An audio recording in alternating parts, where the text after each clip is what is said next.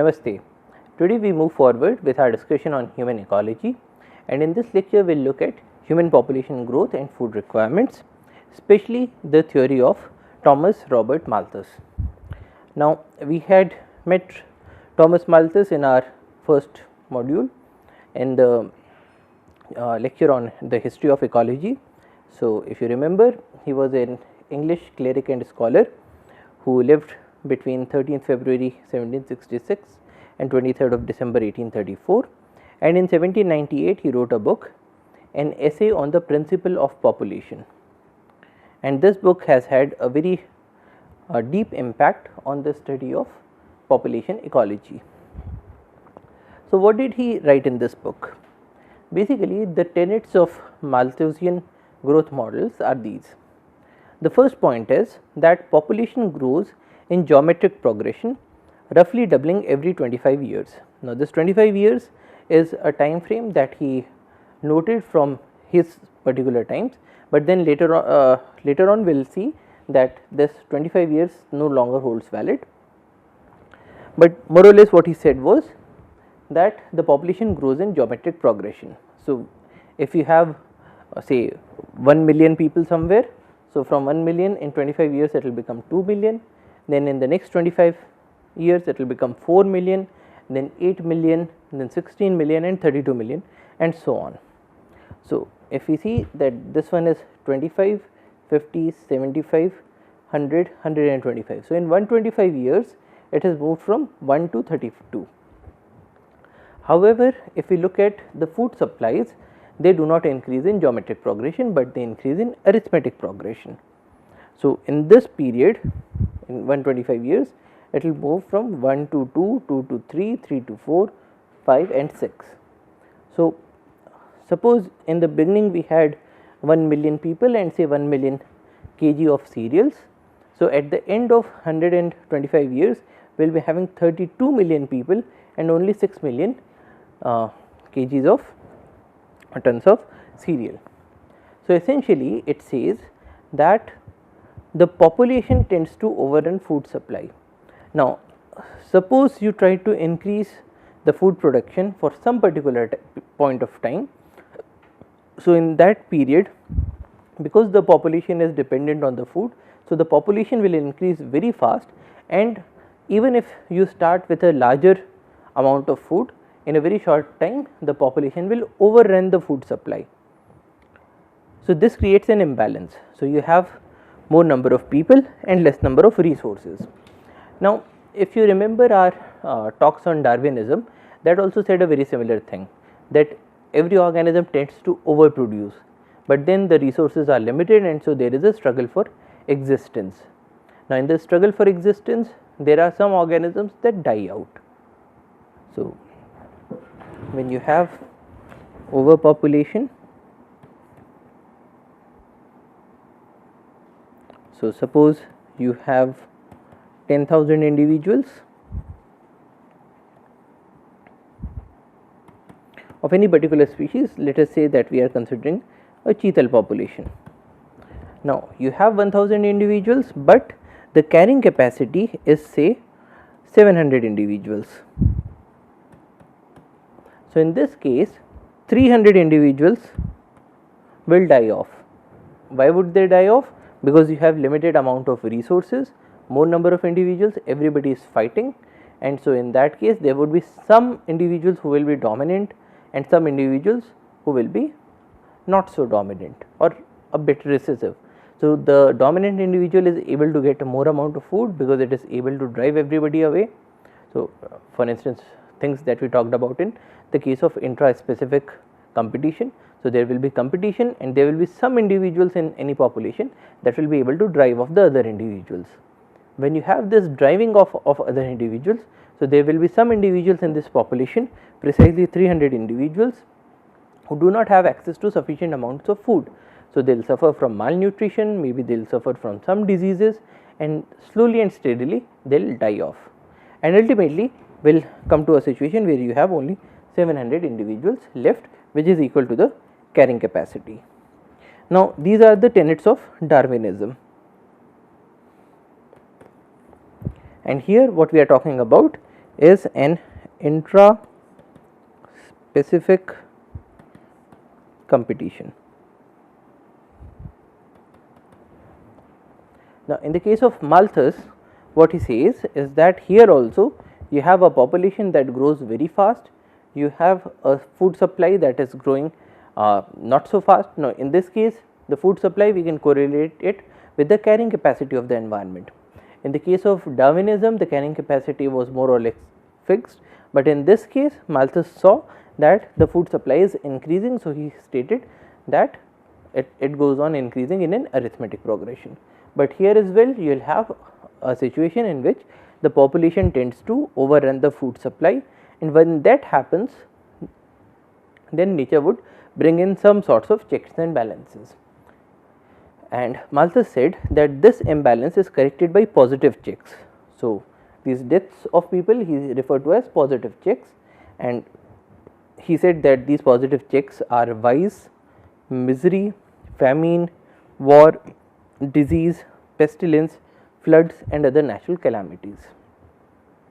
So, he said that in his theory we are not talking about intra-specific competition and some people who are able to drive off others, but then he says that the nature's way of solving this issue is to bring about some positive checks.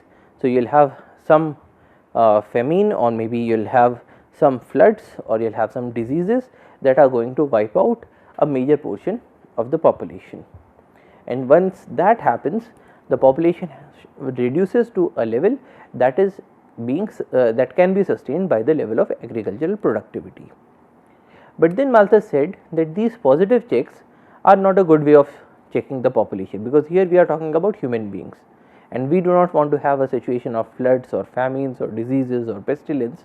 So, then he said that as human beings we have this other option, that we can correct this imbalance, the imbalance between the number of people and the food supply, using preventive checks. Now, preventive checks are foresight, late marriage, celibacy, moral restraint and so on. So, essentially he said that even though in nature's plan is that we are going to increase our population in a geometric progression, but then we as human beings we can use our foresight, or there could be some individuals who can let go of producing offsprings. So, they are not producing any offsprings, they are living a celibate life, or there could be people who would opt for a late marriage. So, if you have a late marriage, so in that case the rate of population growth will come down, because in place of having a population that is doubling every 25 years, maybe you will have a population that is doubling every say 30 years. So, he said that late marriage is also a way in which we can use a preventive check, and things like moral restraint and so on. So, this is in short the Malthusian growth model. The population increases in a geometric progression, food increases in an arithmetic progression. So, that leads to an imbalance, and there are positive checks and there are preventive checks. So, this is in short the Malthusian model. And if we look at the world population growth rate, so we can say that yes, it does increase exponentially. So, there is some amount of this geometric progression thing that is working. So, the population is increasing at a very fast rate. Now, if we put the Malthusian theory in terms of mathematics, we can say that if Pt denotes the population at a time t, then we can say that dP by dt, that is the rate of increase of the population, is equal to k times p, where k is a constant and p is the population. Essentially what this thing is saying is that you have a population that is increasing. Now, the rate of increase of the population will be proportional to the population that is present at that particular point of time. So, essentially if you have a situation in which you have 1 million people, so in that case you will have many more births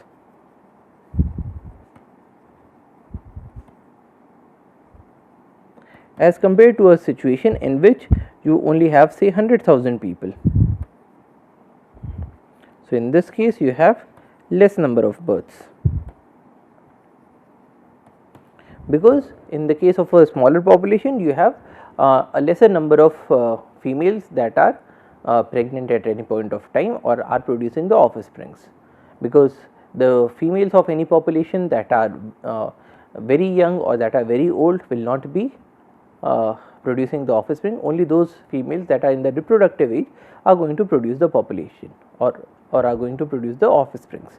Now, in this case we are saying that dP by dt is proportional to the population at that particular time, or we can say that dP by dt is equal to some constant k times p.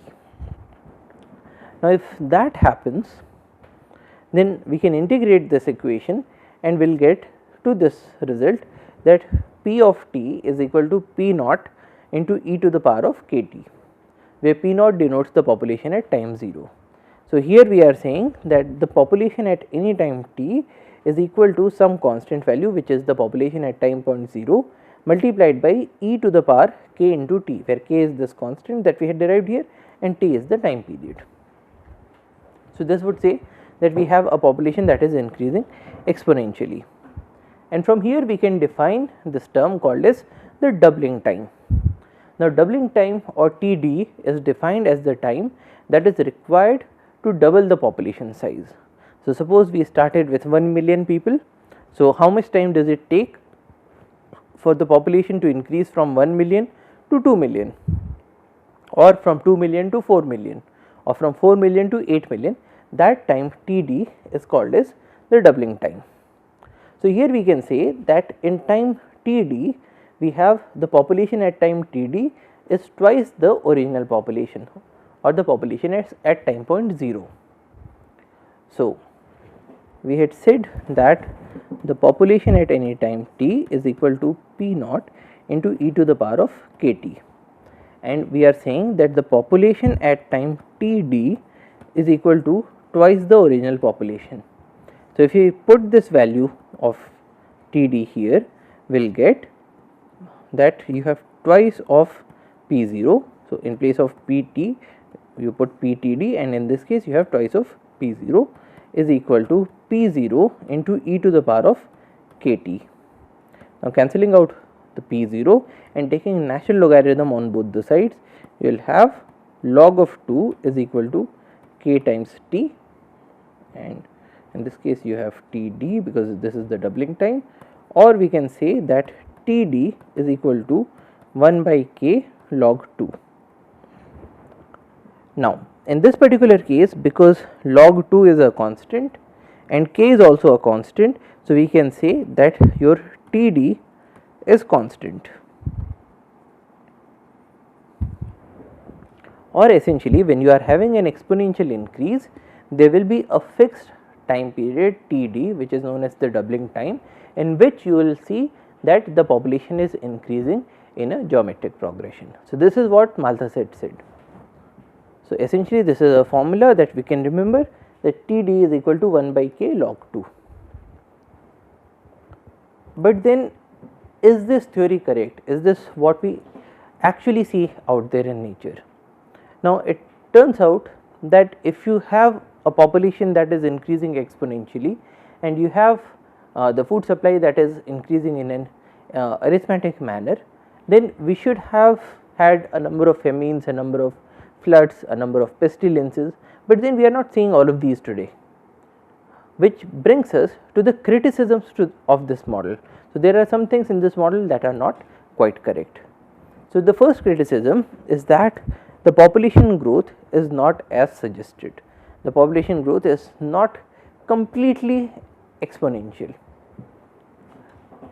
So, in our results we had seen that this term TD is a constant, which Malthus had said that it would be 25 years. But then if we look at the actual doubling time, so on this x axis we have the years, on the y axis we have the number of years it takes to double the population. So, if we look at this point 1543, so it took 697 years for the world population to double from 0.25 billion in 637 to 0.5 billion in 1543. So, it took as many as 697 years or close to 700 years to move from 0.25 billion to 0.5 billion. And if we look at a time point later on, so if we look at this year 1928, in 1928 the world population had reached 2 billion, and it had taken only 125 years to move from 1 billion to 2 billion. So, the TD is not constant, it can vary from as much as say around 700 years to as little as 37 years.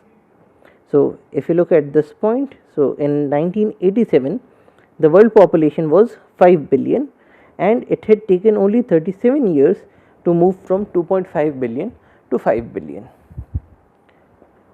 So, what we are saying here is that even though the Malthusian model says that your TD is a constant, but then in actuality we are saying that TD is not a constant. So, we cannot say that the population is actually growing exponentially, even though it looks like an exponential growth, because when we are plotting the population versus time, it does look like we are increasing the population like this. But then if we look into the intricacies, we find that TD is not a constant here, and it turns out that actually the population grows by this demographic transition. Now, what do we mean by a demographic transition? Now, consider a society. Now, in the first case, you have a society that is a primitive society, and in this primitive society you have a high birth rate and a high death rate.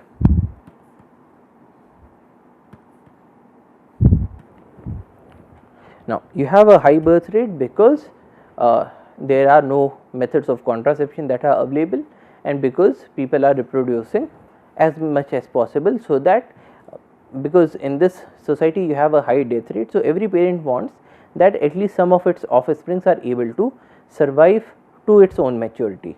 So, remember we are again talking about fitness. Now, fitness is the situation in which you are able to produce your offsprings, and your offsprings are such that they are also able to produce their own offsprings. Now, this primitive society has a high death rate. Now, why does it have a high death rate? Because you do not have modern medicine that is available. So, if there is any communicable disease, if you have any infection, there is a very huge possibility that you might die. Also, sanitation is not there, so people are suffering from diseases like cholera. You do not have good houses, so you might have huge amounts of say plague or diseases that come up when you are not living in a sanitary environment, and so on. So, there is a huge death rate. You do not have sufficient access to food, there is widespread malnutrition, even your theories of nutrition have not been developed. So, you do not know if somebody is getting say scurvy or somebody is getting beriberi. So, you do not know why are they getting these diseases, or that you can prevent scurvy by giving some amount of lime or some amount of citrus fruits. So, you do not have all of these information, and in the absence of all these information, you have a very high death rate. Now, if you have a high death rate, the society compensates by having a high birth rate. So, for instance, if you know that out of every 6 children, 5 children are going to die in their infancy. So, you have say an infant mortality rate of 5 out of 6. So, if you as parents, if you want to have at least one progeny that lives to its maturity, so you would want to have at least say 6 children, because you know that 5 out of 6 are going to die anyway. So, a high death rate leads to a high birth rate. Now, in these societies with a very high birth rate and a very high death rate, both the high birth rate and the high death rate cancel out each other. So, the rate of population growth is very less, because the number of individuals that are born into this society, a number of them die off. So, this is the first stage in the transition in which you have a high birth rate and a high death rate. Now, the second stage in demographic transition is where you are reducing the death rates. So, you have shifted from a high death rate to a low death rate. Now, how are you able to reduce the death rate? By providing more amount of nutrition, by providing modern medical facilities, by having more amount of information about what somebody should eat, how to prevent diseases, how to treat diseases if they are there. So, in this level of society, you have now a low death rate. But then a low death rate does not automatically transition into a low birth rate. Why? Because parents who were in the previous generation producing say 6 offsprings, they will not shift from 6 offsprings to 1 offspring in an instant. So, you have this society in which you have a low death rate because of the medical facilities and because of the advances in science and technology, but you still have a high birth rate. Now, if that is the situation, you have a low death rate and a high birth rate. So, in that case you have a number of individuals that are being born in this population, but because the death rate is low, so a number of them are also able to survive and reproduce further. When that happens, you see the classical case of an exponential rate of population increase.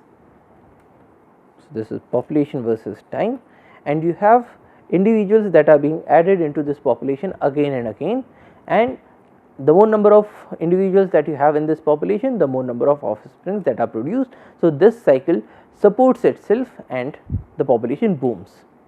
So, that is the second stage. Now, the third stage in this demographic transition is where now, because you have a very huge amount of population, so now the society tries to reduce the birth rate as well. So, in this case you have a low death rate and you shift from a high birth rate to a low birth rate. Now, how can you have a low birth rate? By say having more access to contraceptions, or say by having an increased age at which people want to have offsprings, or maybe in this society now people just do not want to have any offspring, or they just want to have only one offspring. So, in place of having a norm of say 6 or 7 babies, now the norm has shifted to just one baby. So, in this case you have a low death rate and a low birth rate. So, again the birth rate and the death rate are able to counter each other. So, the net increase in the population will be very small. So, the population has now stabilized. So, in place of having your population that was increasing like this, now you have a population that is now moving towards stability. So, in this case the population will become stable in a very short period of time, because now again you have a low birth rate that is being compensated by a low death rate. Now, the fourth stage in the transition could be a stage in which you continue to have a low death rate, but you have an even lower birth rate.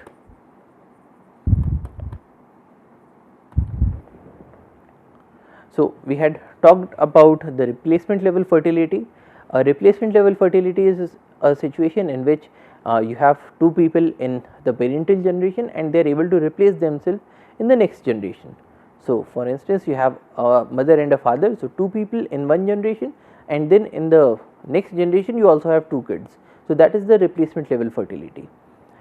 What if you have two individuals in the parental generation and less than two individuals in the next generation? So, suppose on an average you have say 1.7 babies or say even just one baby. So, in that case the population will now go on decreasing itself. So, in place of having this population that was just stabilizing itself, now you can have a situation in which the population has started to decrease. So, that can be another mode in which the demographic transition occurs. Now, in this slide what we are observing is that here you have the birth rates and the death rates in the very first instance you have a high birth rate and a high death rate. So, the birth rate is this green colored curve and the death rate is this blue colored curve. Now, in this stage when you have a high birth rate and a high death rate, the population does not increase, the population remains more or less constant. Then in the second stage when you have a falling death rate and the birth rate has remained stable, so in this case the population has started rising.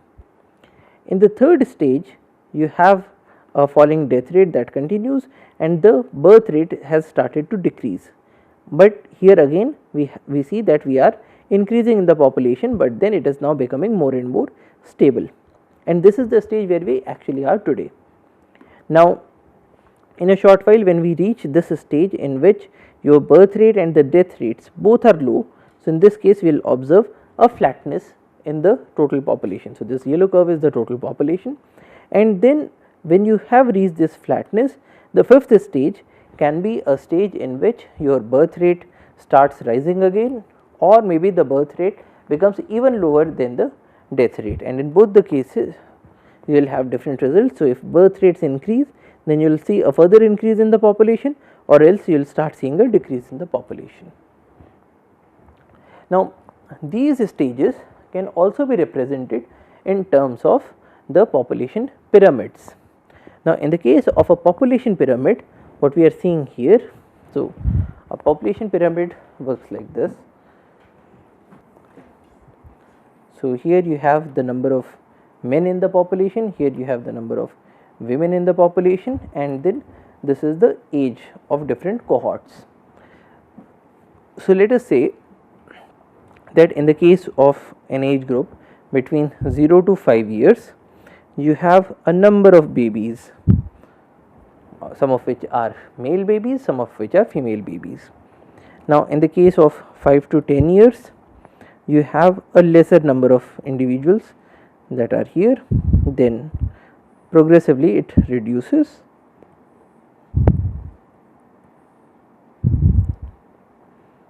(15, 20, 25,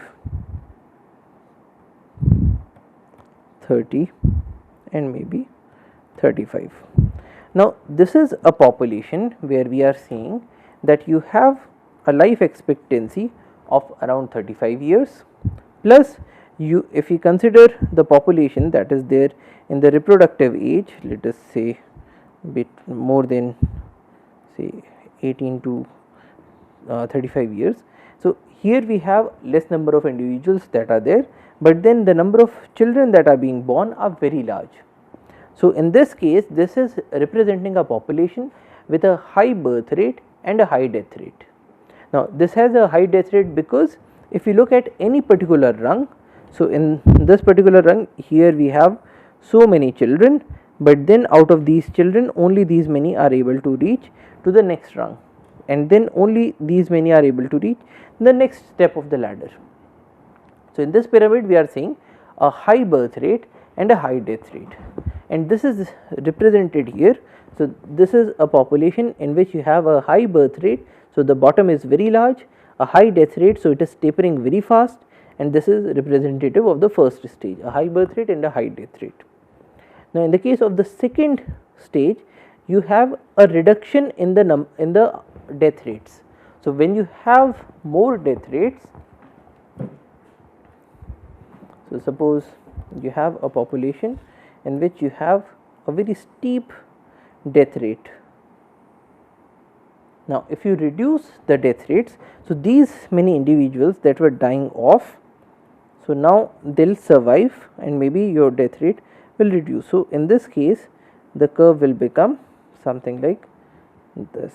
So, it is now becoming more and more triangular in place of having a very, it still has a very large sized base because you have a number of children that are being born, but then in place of having, so these are the number of children that are being born, but if you look at the number of children that are there at the age of 5 years, so earlier we had only these many children, but now because you are able to reduce infant mortality and you are able to reduce under 5 child mortality, so the number of children that are able to survive, that has increased.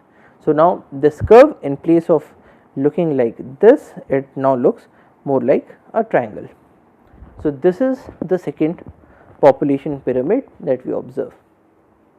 So, here you have a high birth rate, but a death rate that is now lowering.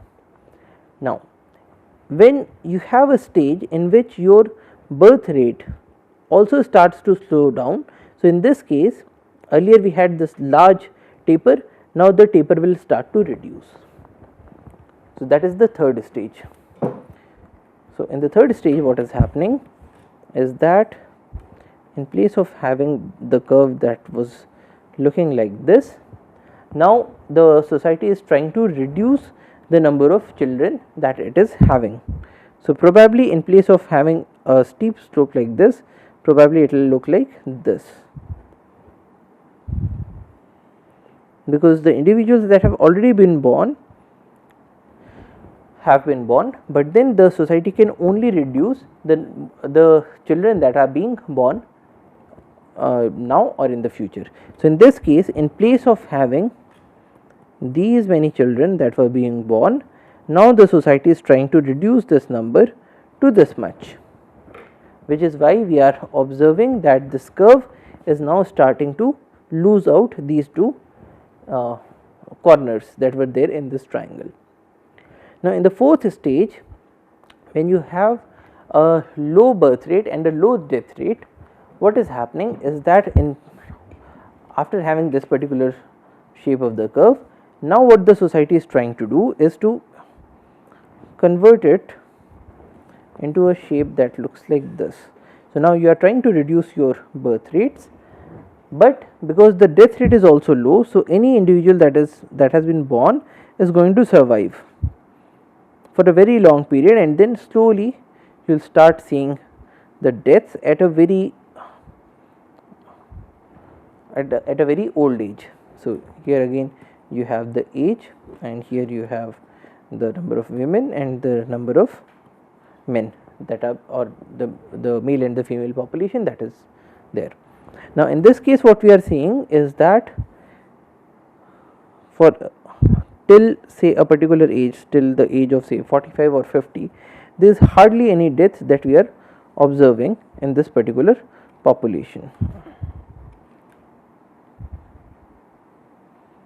So, there is hardly any deaths that we are observing till this particular age. Let us say that this age is say 45 years or say 50 years, and even after this age, because the society is having access to modern medical facilities, so even the deaths after this age are very low in numbers, and so it very slowly it becomes to the top, and then this is the life expectancy of this particular population or this particular society. So, this is how we represent that society in the case of a population pyramid. Now, later on it is possible that the society might try to reduce the birth rates even further, and when that happens you will see a society that will start looking like this. So, the number of children that have been born or that are being born, that the society would try to reduce that even further.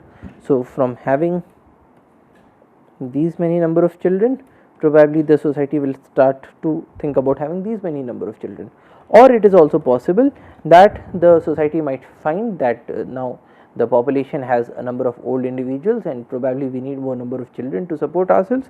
So, it is also possible that you might have a curve that will start to bulge out in the bottom. So, this is what is represented here in the case of the fifth stage. So, this is the fifth stage of the society that has a low birth rate, a low death rate, but then the birth rate is slightly more than the death rate. So, that was the first criticism of Malthus, that what he had projected is not exactly correct, because it also depends on the level of affluence of the society. It also depends on what stage of demographic stage you are there in the society. The second criticism of Malthus is that agricultural growth is not as he had suggested. So, Malthus had suggested that agricultural growth moves as an arithmetic progression 1 to 2 to 3 and so on, and that is possible, when we are looking at a short period of time. So, for instance, here we are seeing that the growth rate is increasing in an arithmetic progression, but then if we look at longer time scales, we find that here also we are observing an exponential increase in the yields of a number of crops. So, here we are seeing the long term cereal yields in the case of United Kingdom. On the x axis we have the time, so it starts from 1270 and goes till 2014, and on the y axis we are seeing the yields, how many tons per hectare of cereals are being produced. And here we are looking at the red color is barley, the blue one is oats, and the green one is wheat. Now, if you look at the very early stage productivity, we see that the productivity was close to say 0.5 tons per hectare, but now the productivity is as high as 8 tons per hectare in the case of wheat. So, from 0.5 tons per hectare to 8 tons per hectare. In this period we saw more or less an arithmetic progression, but then in this period what we are observing is a geometric progression or an exponential increase.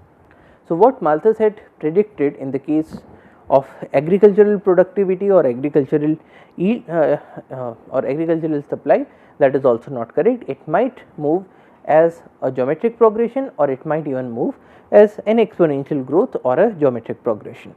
Malthus also did not consider that with time we can even incorporate more land into our agricultural sector.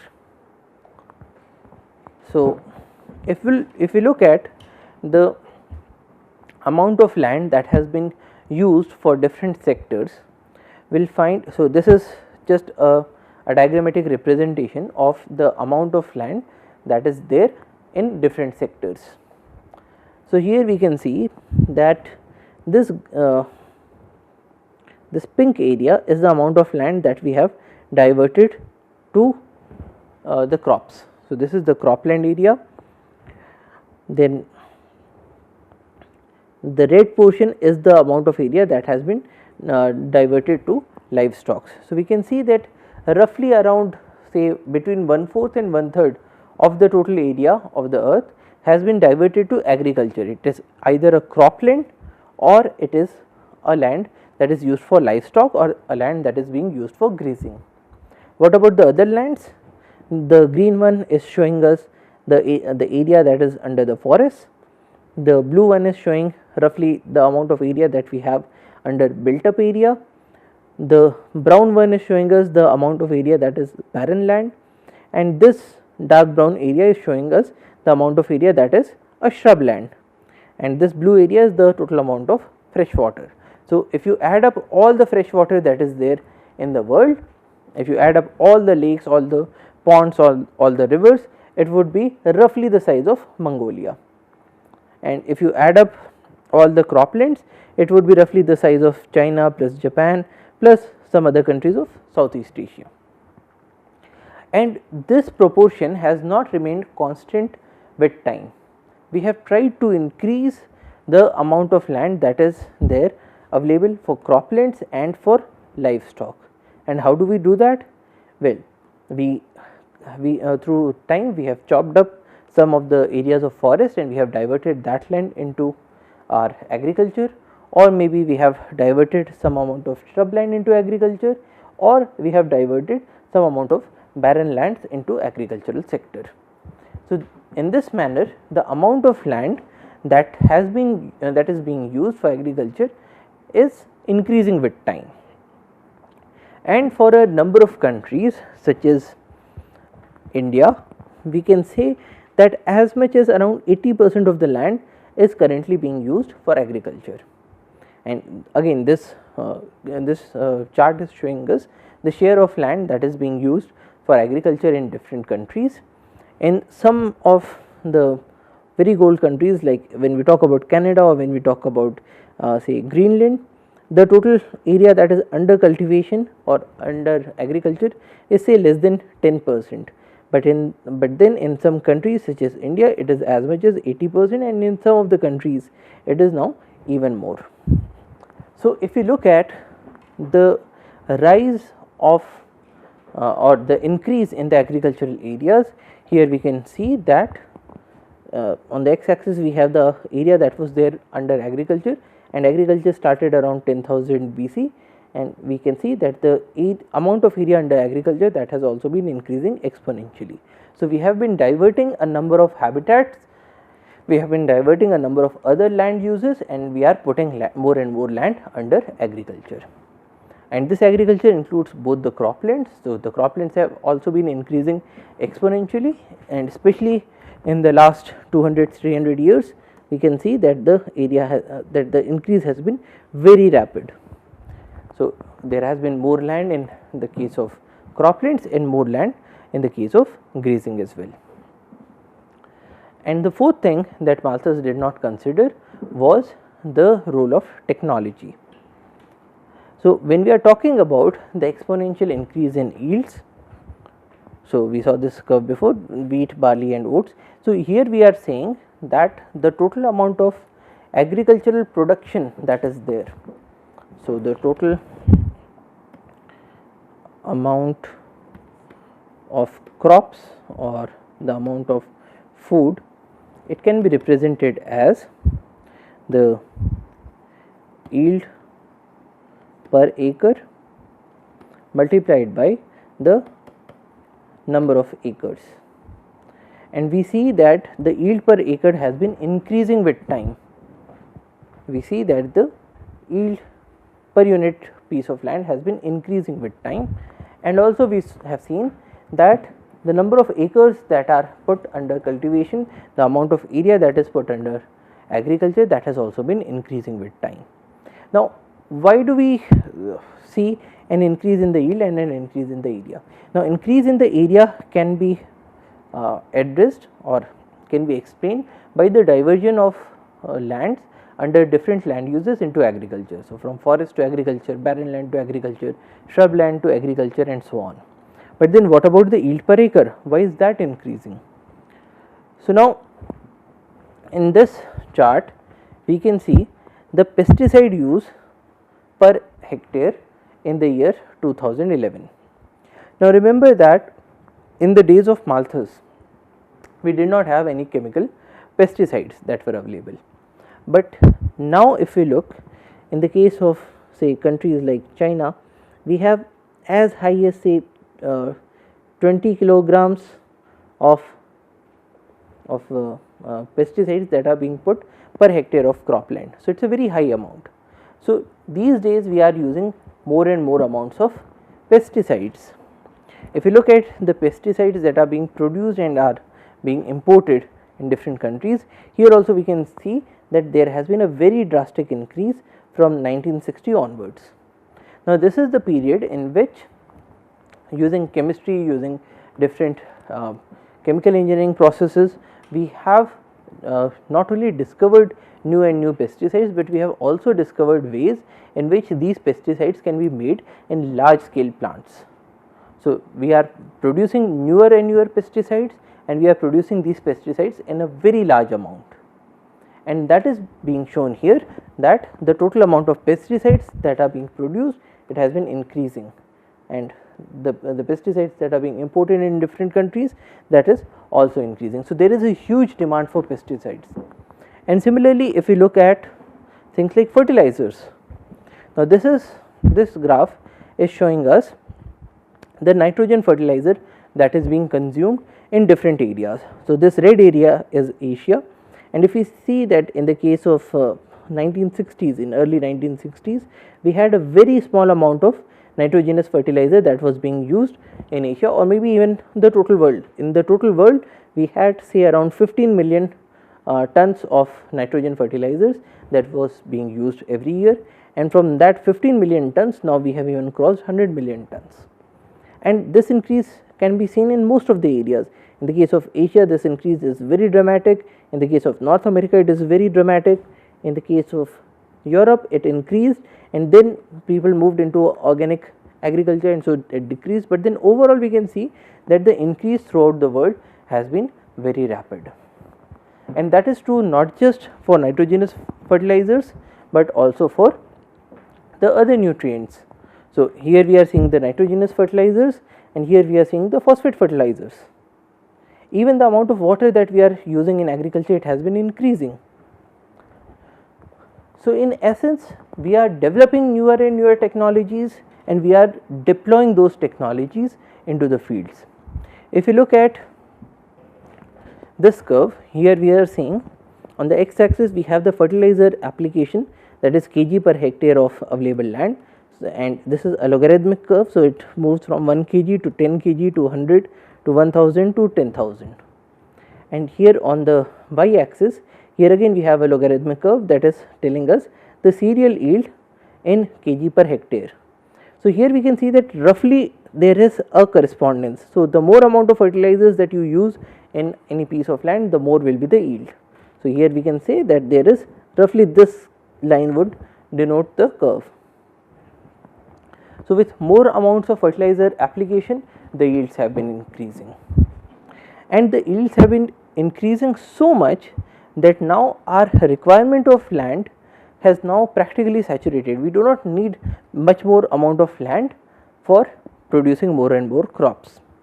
Now, this curve is telling us that suppose on the x axis we have the years, it moves from 1961 up to 2012, and if we say that in the case of 1961 we required say 1 hectare of land for producing the amounts of crops that were required then, because of increase in productivity these days we require not 1 hectare of land, but as low as say around 0.3 hectare of land. So, after 50 years the world uses 68% less land to produce the same amount of food.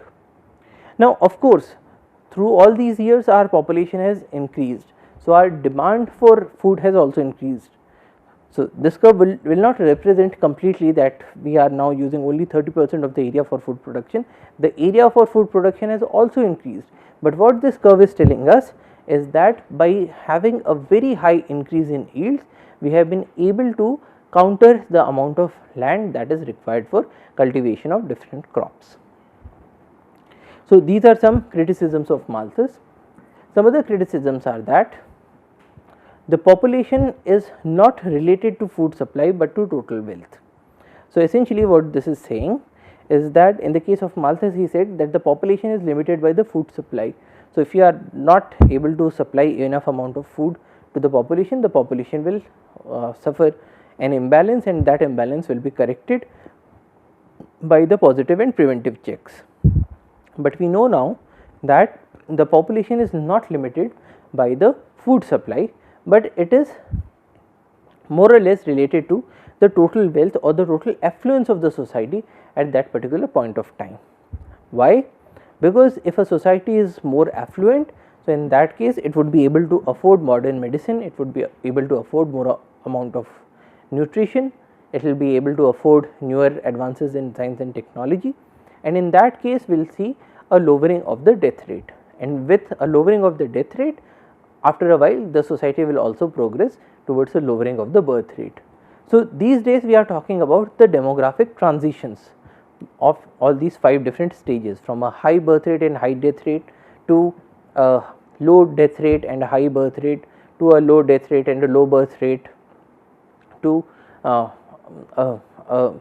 low death rate and an even lower birth rate, and so on.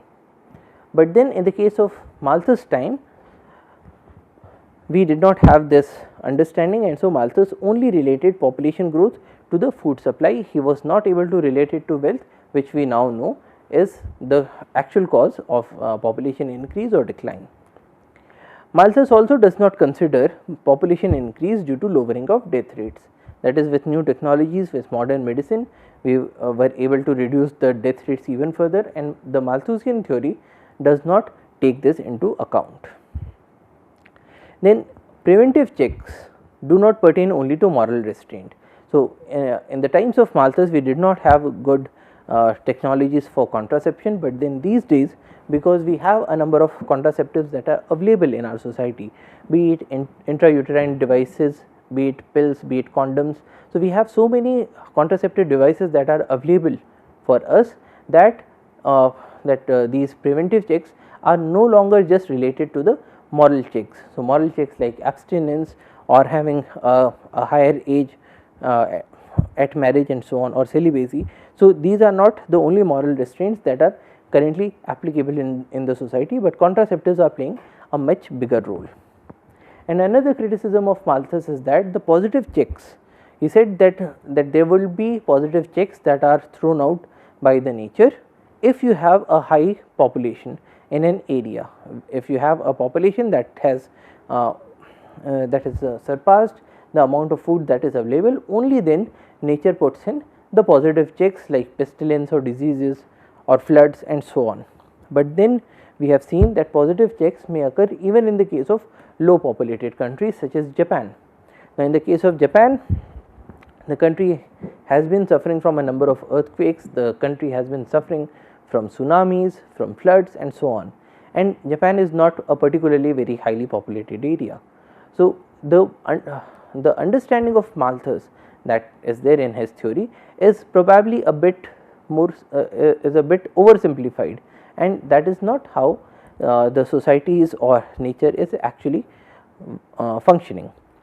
But that being said, the theory of Malthus does provide us a good food for thought, because it does tell us some of the tenets that we have been seeing in the case of population ecology, that the population increases exponentially, but then the amount of resources that are available to that population do not increase in that faster manner.